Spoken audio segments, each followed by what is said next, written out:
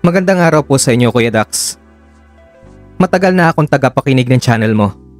At sa totoo lang, ilang beses ko nang sinubukang isulat ang kwento kong ito. Pero sa tuwing sisimulan ko, parang bumabalik lahat ng sakit, hiya, at pagsisisi. Pero ngayong nasa harap na uli ako ng laptop ko, alam kong oras na para ipagtapat ko ang lahat. Hindi lang ito simpleng kwento ng pag-ibig. Hindi rin ito kwento ng tamang relasyon lang. Ito ay kwento ng tukso, kahinaan, kasalanan, at pagkawala. Alam kong maraming huhusga sa akin, pero sa totoo lang wala na akong pakialam. Gusto ko lang mailabas ang bigat na matagal ko nang kinikimkim. Lumaki ako sa isang simpleng pamilya. Isang guro si mama, si papa naman ay isang engineer, at ang nakababata kong kapatid na si Mina, isang spoiled na prinsesa sa aming bahay. Si Mina ang tipikal na bida sa pamilya. Maganda, palakaibigan, at palaging napapansin. Samantalang ako, tahimik lang, hindi masyadong lumalabas, at mas gusto ko pang magbasa ng libro kaysa makipag-socialize. Hindi kami mayaman, pero hindi rin mahirap. Tama lang kumbaga. Masaya naman kami dahil buo ang pamilya namin. Hanggang sa dumating ang isang trahedya. Nung 16 ako at 11 naman si Mina, nagbago ang lahat. Namatay si Papa sa isang aksidente sa site ng trabaho niya. Hindi ko pa rin malimutan ang gabing iyon kung paano kami ginising ni Mama. Ang nanginginig niyang kamay habang hawak ang cellphone at ang tunog ng kanyang hysterical na iyak nang marinig ang kumpirmasyon mula sa ospital. Hindi ko alam kung ilang oras akong nakatulala, pero nang tumingin ako kay Mina, nakita kong gising siya. Tahimik at yakap-yakap ang una niya. Walang emosyon na makikita sa mukha niya. Sa isang iglap lang ay wala na kaming ama. At ang mas masakit pa, si Mama ang pinakanasaktan sa lahat. Sa loob ng ilang buwan, naging ibang tao si Mama. Kung dati, masiyahin siya. Pero pagkatapos ng pagkamatay ni Papa, naging tahimik, matamlay, at parang palaging may iniisip. Sinubukan niya magpakatatag para sa amin, pero kita sa kanya na wasak talaga siya. Nagdesisyon siyang mag-focus sa trabaho at sa amin, pero hindi iyon naging madali. Si Mina, dahil bata pa, hindi masyadong ipinakita ang lungkot niya. Pero ako, bilang panganay, ramdam ko ang bigat ng responsibilidad na iniwan ni Papa sa amin. Dahil si Mama ay wala ng halos oras para sa sarili, walang nagbantay sa kanya nung dumating ang isang lalaking bumago sa buhay naming tatlo. 2 taon pagkatapos na wala si Papa, nakilala ni Mama si Ramon. Sa unang tingin pa lang, alam mong ibang klase siyang lalaki. Matangkad, matipuno, matikas ang tindig. May mukha siyang pang-artista. Yung tipong kahit may edad na ay may mukha pa rin bata. Hindi mo siya akalain na magiging asawa ng isang guro. Mas mukha siyang artista o modelo kaysa sa isang stepfather. Ayon kay Mama, nagkakilala sila sa isang seminar sa trabaho. Parang bumalik ang sigla ni Mama nung dumating si Ramon sa buhay niya. Nag-umpisa siyang ngumiti ulit. Naging masiyahin at unti-unting bumalik sa dati niyang sarili. At dahil gusto ko makita siyang masaya, hindi ko na inisip kung may mali. At nagpakasal nga sila makalipas lang ang 1 taon. Nang lumipat si Tito Ramon sa bahay namin, nagbago ang atmosfera sa loob. Hindi naman siya naging masungit o mahigpit. Sa katunayan nga, masyado siyang mabait. Hindi siya ang typical na stepfather na laging galito o nananakit. Sa halip, malambing siya, maalaga, at parang barkada lang namin. Dahil doon ay naging madali para sa amin tanggapin siya. Pero habang lumilipas sa mga buwan, unti-unti kong nararamdaman ang isang bagay na hindi dapat. Bakit parang iba ang dating niya sa akin? Nagsimula ang lahat sa tingin. Minsan nga, kapag nasa hapagkainan kami, nakikita akong nakatitig siya sa akin. Kapag nahuhuli ko siyang nakatingin, agad siyang lalayo ng tingin o magpapanggap na wala lang. Minsan naman, bigla na lang siyang lalapit sa akin sa kusina at marahang ididikit ang kamay niya sa balikat ko. Ang pinaka nakakagulat, tuwing nga halikan niya si mama sa pisngi o niyayakap ito, nakikita kong nakatingin siya sa akin. At doon ko unti-unting napansin, hindi lang ako ang may nararamdaman. Lumipas sa mga buwan, mas lumala ang tensyon sa pagitan namin ni Tito Ramon. Kapag napapadaan siya sa likod ko, sinasadya niyang magtagal ang kanyang kamay sa balikat ko. Kapag nasa sala siya at wala si mama, tumatabi siya sa akin at sinasadyang idikit ang tuhod niya sa hita ko. Hindi niya ako direktang hinahawakan o binabalahura, pero alam kong may ibang nangyayari. At ang pinaka nakakagimbal sa lahat, hindi ko siya tinutulak palayo. Hindi ko rin siya sinusumbong kay mama. Sa halip, hinihintay ko kung kailan niya gagawing mas matindi ang pang-aakit sa akin. Hindi ko pa rin makakalimutan ang isang gabing hindi ko dapat hinayaan. Hating gabi nun, lumabas ako ng kwarto para uminom ng tubig. Dumaan ako sa sala at naroon si Tito Ramon. Gising na gising, naka-boxers lang, nakaupo sa sofa. Nagkatinginan kami, pero habang dumadaan ako palapit sa kanya, hinawakan niya ang braso ko. Banayad, pero may diin. Para akong nakuryente, Kuya Dax. Aya siya. Aniya, halos pabulong lang ito. Dapat doon pa lang ay tumakbo na ako. Dapat noon pa lang sinabi kong mali ito. Pero hindi. Hindi ako umalis. Naramdaman kong init ng palad niya sa balat ko. Isang init na tila dumadaloy sa buong katawan ko. At nang lumapit siya sa akin, hindi ako tumutol. Nagtagpo ang aming mga mata. Puno ng tanong. Pero sa huli, pareho kaming hindi nagsalita. Alam naming mali iyon. Pero sa gabi ngayon, hindi namin inisip ang tama.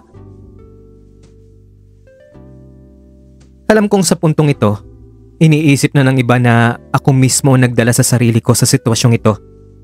At hindi ko itatanggi yun. Oo, nagkamali ako. Pero Kuya Dax, hindi ko inakala na magpapahulog ako sa isang desisyon na alam kong walang patutunguhan. Matapos ang unang beses na may nangyari sa amin ni Tito Ramon sa sala, hindi na ito naulit agad. Hindi namin ito pinag-usapan. Hindi namin ito binalikan. Parang hindi nga ito nangyari. Pero pareho naming alam na hindi na ito mababawi pa. Sa mga sumunod na araw, nagkakatinginan kami. Pero walang sinasabi. Tuwing magkasama kami sa bahay, pareho kaming nagkukunwaring walang kakaiba. Pero ang hindi ko maitatanggi, ang matinding pananabik na unti-unting bumabalot sa akin. Hindi ko maintindihan, Kuya Dax. Gusto ko ulit mangyari iyon. At alam kong ganun din siya. Naging palihim ang lahat. Nagsimula ito sa maliit na paghawak, pasimpleng pagsagi ng kamay at palihim na titigan. Kapag nasa pagkainan kami kasama si Mama at Mina, nagtatama ang mga mata namin sa ilalim ng ilaw ng chandelier. Kapag dumadaan ako sa tabi niya sa kusina, nadadama ko ang banayad na dampi ng kanyang kamay sa likod ko. Hindi halata iyon, pero sapat para mapabilis ang tibok ng puso ko. Minsan isang gabi, habang nanonood kami ng TV, umupo siya sa tabi ko. Napansin kong dahan-dahan niyang inilapat ang palad niya sa hita ko. Hindi ko alam kung paano ako nagkaroon ng lakas ng loob, pero hindi ko siya inalis. At sa gabi ngayon, naulit ang aming kasalanan. Isang gabi, habang natutulog na sina Mama at Mina, ako naman ay lumabas ng kwarto para kumuha ng tubig. Nasa sala si Tito Ramon. Gising pa. Nakaupo sa sofa. May hawak na baso ng alak. Pagdaan ko, tinawag niya uli ako. "Aya siya." Mahina niyang sabi. Dahan-dahan akong lumapit at naupo sa sofa. Ilang pulgada lang ang pagitan namin. Tahimik lang kami. Walang nagsasalita. Pero ang tibok ng puso ko, ramdam ko hanggang sa lalamunan ko. Maya-maya'y hinawakan niya ang kamay ko. Dahan-dahan niyang hinaplos ang palad ko. Pagkatapos ay iniangat niya ito papuntang labi niya. At hinayaan niyang damin ko ang init ng kanyang hininga. At sa isang iglap, nagsalubong muli ang mga labi namin. Mas naging matindi pa ang lihim namin ni Tito Ramon. Tuwing wala si Mama sa bahay, nakawan kami ng halik. Tuwing natutulog na ang lahat, nararamdaman ko ang pagbukas ng pinto ng kwarto ko at ang marahang yapak niya papalapit sa akin. Kapag nagkakasabay kaming maligo, pakiramdam ko ay inaabangan niya akong lumabas ng banyo. Minsan habang nasa likod kami ng bahay, sinadya niyang yakapin ako mula sa likuran. Hinila niya ako palapit sa kanya, sapat para madama ko ang init ng katawan niya. At sa tuwing mangyayari iyon, mas lalo akong nalulunod. Isang gabi, hindi ako mapakali. May kung anong gumagapang sa loob ko. Isang pakiramdam na hindi ko maipaliwanag. Ramdam ko ang malamig na simoy ng hangin, pero pinagpapawisan ako ng malamig. Alam kong may mali. Kaya nang marinig ko ang mahinang kaluskos mula sa kabilang kwarto, hindi ako nagdalawang isip na bumangon mula sa kama. Mabilis ako nag-ayos ng buhok, huminga ng malalim at dahan-dahang lumabas ng kwarto. Tahimik ang buong bahay. Pero parang bakit may gumagalaw sa dilim. Nang lumapit ako sa kwarto ni Mina, nagtaka ako. Bukas ng bahagya ang pinto niya, pero wala siya sa loob. Nakaramdam ako ng kaba. Nasaan siya? Habang nakatayo ako sa tapat ng pinto ng kwarto ni Mina, biglang isang tunog ng umaalingaw-ngaw mula sa sala. Mahina, malalim, may ritmo. Hindi ordinaryong tunog. Hindi tunog ng kahit anong bagay sa bahay. Hindi rin tunog ng hangin o mga kuliklig sa labas. Tunog ng dalawang taong may ginagawa. Mabilis akong bumaba ng hagdan. Pigil ang hininga. Habang lumalapit ako sa sala, mas lumalakas ang tunog. Ramdam ko ang matinding kaba sa dibdib ko. Isang bahagi sa isip ko ang nagsasabing huwag ko nang ituloy. Huwag ko nang alamin. At hindi ko na dapat makita pa. Pero isang bahagi ko rin na nagtutulak sa akin na humarap sa katotohanan. At bago ako makarating sa sala, nagtago ako sa gilid. Doon sa hindi makikita ng kung sino man ang nasa sala. Pero matatanaw ko sila. At doon ko nakita ang bagay na hindi ko kailanman inakala na makikita ko. Si Mina. Si Mina at si Tito Ramon. Pakiramdam ko'y tumigil ang mundo ko. Parang isang pelikula na biglang nag-freeze. Parang isang eksenang hindi dapat makita pero hindi mo rin kayang alisin ang mga mata mo. Hindi ako makagalaw. Hindi ako makasigaw. Hindi ako makahinga. Walang ingay ang lumalabas sa bibig ko. Pero sa loob ko, may isang matinding sigaw na hindi ko mailabas. Ang sakit, Kuya Dax. Sobrang sakit. Mas masakit pa sa kahit anong kasalanan na nagawa ko. Mas masakit pa sa konsensyang matagal ko nang dinadala. Dahil hindi lang ako ang natangay ng tukso. Hindi lang pala ako ang naging babae ni Tito Ramon. Pati pala ang sarili kong kapatid. Hindi ko alam kung paano ako nakaalis sa pwesto ko. Pero ang naalala ko lang, tumakbo ako pabalik sa kwarto ko. Mabilis. Nanginginig. Nangingilid ang luha. Pagkasara ko ng pinto ay agad akong napasandal sa pader. Gusto kong sumigaw. Gusto kong ilabas ang lahat ng sakit. Pero paano?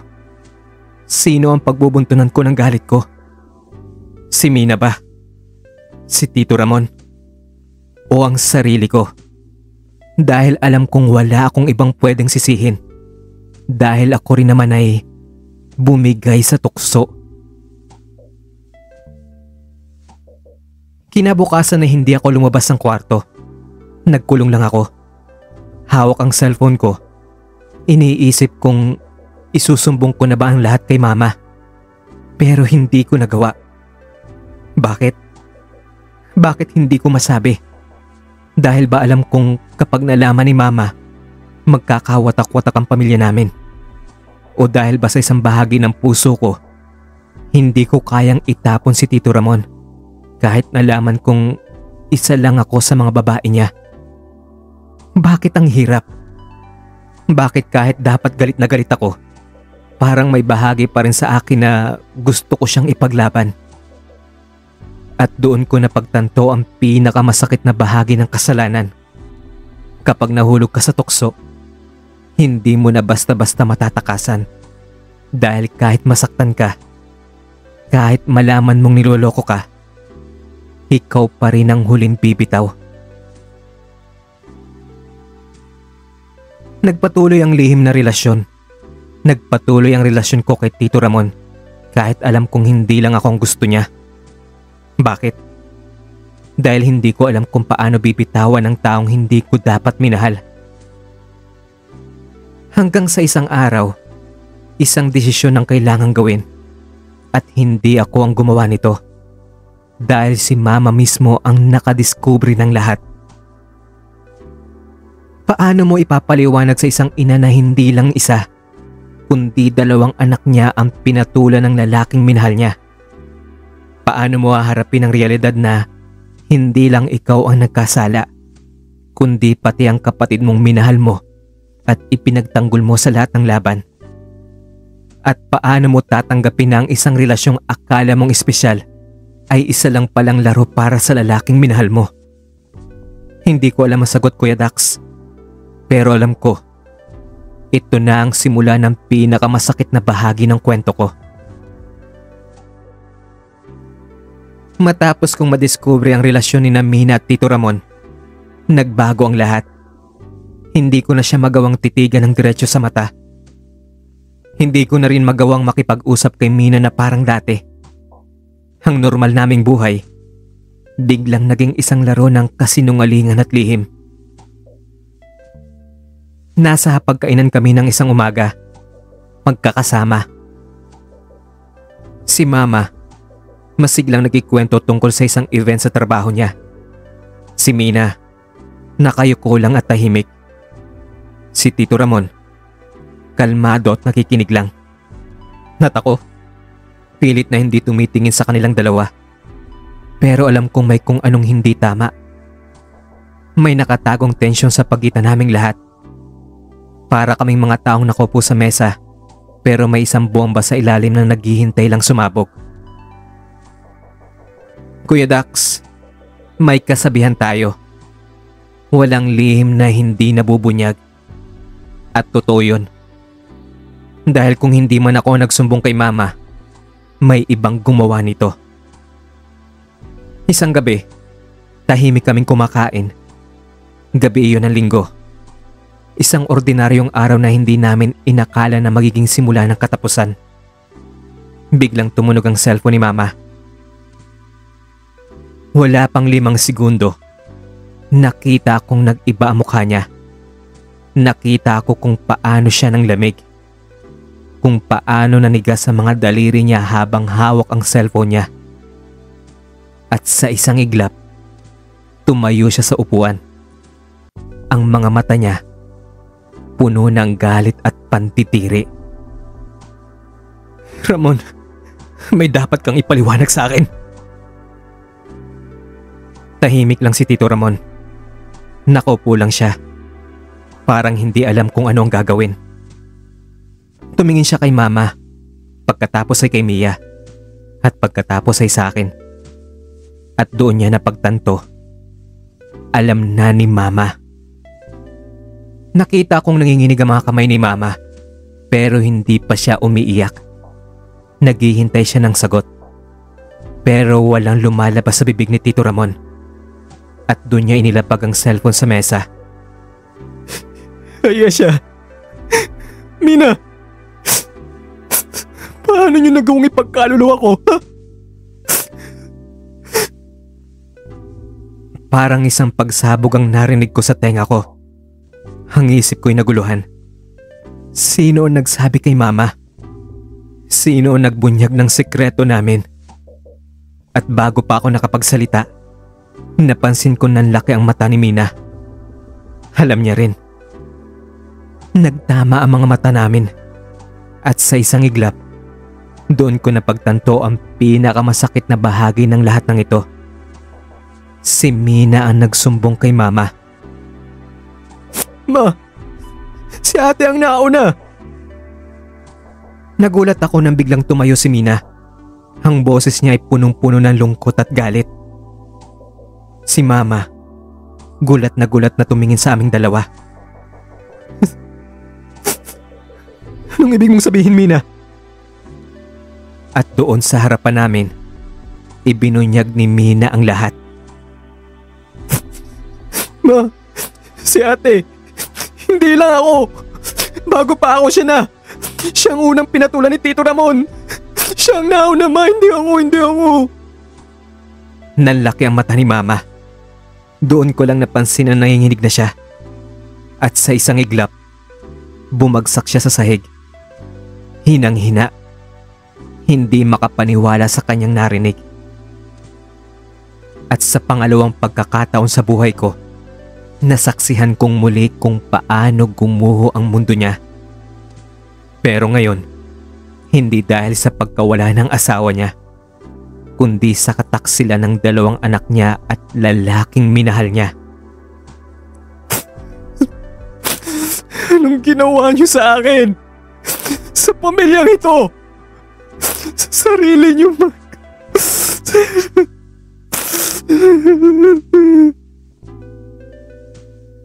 Hindi ko alam kung paano sasagutin si mama. Gusto kong ipaliwanag. Gusto kong humingi ng tawad. Gusto kong sabihin na wala akong intensyong saktan siya. Pero anong sasabihin ko? Na mahal ko si Tito Ramon? Na natangay lang ako?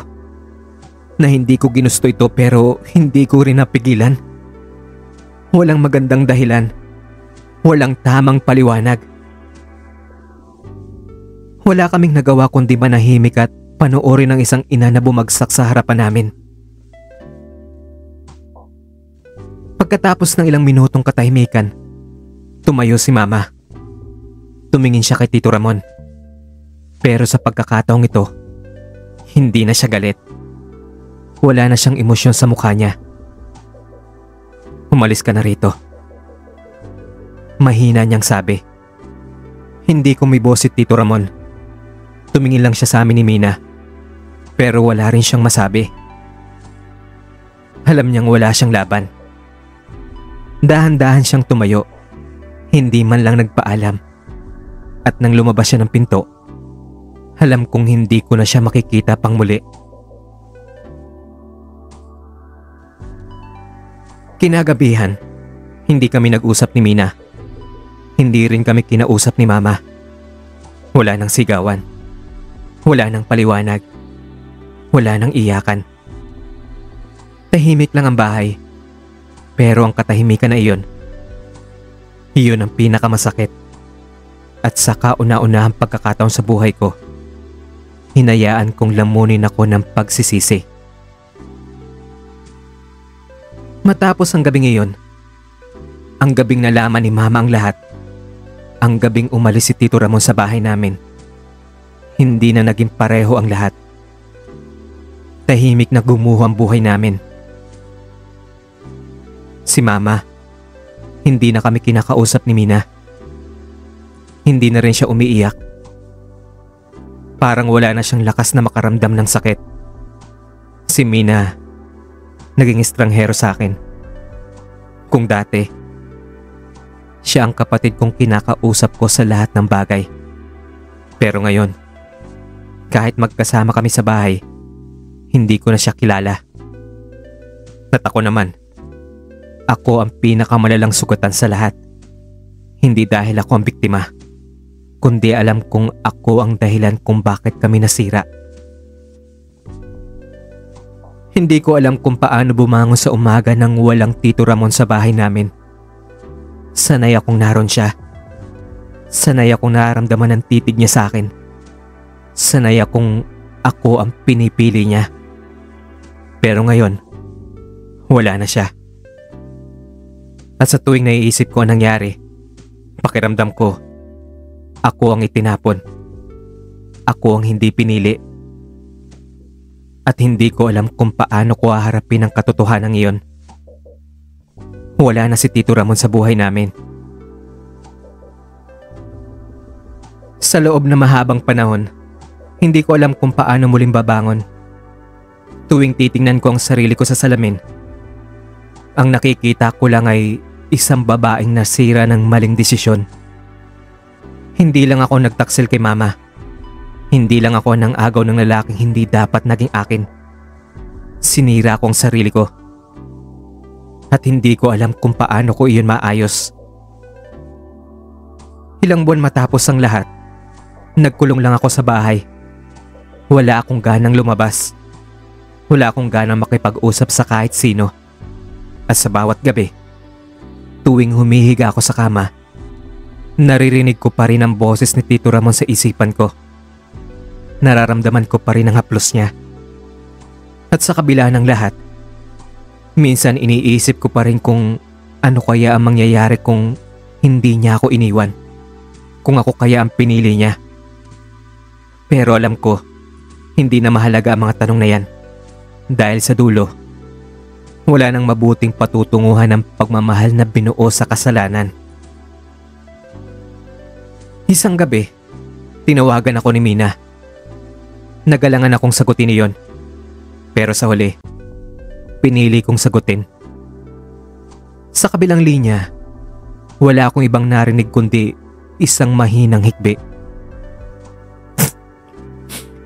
Ate? Mahina niyang bulong. At doon natapos ang galit na matagal kong kinimkim sa kanya. Dahil pareho lang kaming biktima. Pareho lang kaming ginamit. At pareho lang kaming nahulog sa isang pitag. Kuya Dax, matagal bago ko natanggap ang isang bagay na pilit kong tinatakasan. Ang totoong dahilan kung bakit hindi ko kaagad binitawan si Tito Ramon. Hindi lang dahil sa tukso. Hindi lang dahil sa maling pagmamahal. Kundi dahil hindi ko kayang tanggapin na isa lang ako sa mga babae niya. Na hindi ako espesyal. At nang dumating ang araw na natanggap ko ang katotohanan iyon, mas naging madali ang pagpapalaya ko sa sarili ko. Kung may natutunan man ako sa lahat ng ito ay ang pinakamahalaga. Hindi lahat na matinding damdamin ay pagmamahal. Minsan, tukso lang ito na pilit mong ginagawang pag-ibig. Kapag alam mong mali, Huwag mong subukan. Ang bawal ay laging masarap sa simula. Pero sa dulo, ikaw rin ang talo. Hindi mo kailangang ipaglaban ang isang taong hindi ka kayang ipaglaban. Huwag mong hayaang gamitin ka ng isang taong walang balak manatili sa buhay mo. Ang pamilya ang pinakamahalagang relasyon sa mundo. Oo, masakit ang ginawa namin kay Mama. Masakit ang nangyari sa amin ni Mina. At kung may isang bagay akong pinagsisihan ng higit pa sa lahat, ito ay ang pagsira sa pamilyang nagmahal sa akin ng higit sa kahit sinong lalaki. At ang pinakahuling natutunan ko, ang tunay na pagmamahal, hindi ka ipapahamak. Hindi ka nito paluluhain sa gabi. Hindi ka nito itutulak sa kasalanan. Hindi ka nito gagamitin. Dahil ang pagmamahal na itinayo sa mali, kahit gaano mo ito ipaglaban, hindi kailanman magiging tama. Matagal bago ko muling ngumiti ng totoo. Matagal bago muling binuo ang relasyon ko kay Mama. At matagal bago ko muling nakuhang ituring si Mina bilang kapatid ko. Pero ginawa ko. Dahil kung may isang bagay akong alam ngayon, hindi sa kasalanan natatapos ang kwento ng isang tao. Lahat tayo ay may kakayahang magbago. Lahat tayo may kakayahang humingi ng tawad at magsimulang muli. At kung may isang bagay akong ipapayo sa sino mang makakarinig ng kwento kong ito lang yon. Kung may isang taong magtutulak sa'yo na kasalanan, hindi siya ang tamang tao para sa'yo. At kung may isang pagmamahal na alam mong sisira sa'yo, mas mabuting bumitaw bago ka tuluyang malunod. Kapag alam mong mali, huwag mo nang subukan. Nakamamatay. Ika nga sa isang ads. Hanggang dito na lang po ang sulat ko, Kuya Dax. Salamat sa pakikinig. Salamat sa pagbibigay sa akin ng pagkakataong mailabas ang kwento ko. At sana, kung may isang taong nakikinig ng kwento ko ngayon na may parehong sitwasyon, matuto kang bumitaw bago ka tuluyang mawala. Muli, maraming salamat sa iyo, Kuya Dax. At sa lahat ng mga subscribers nyo sa channel na ito.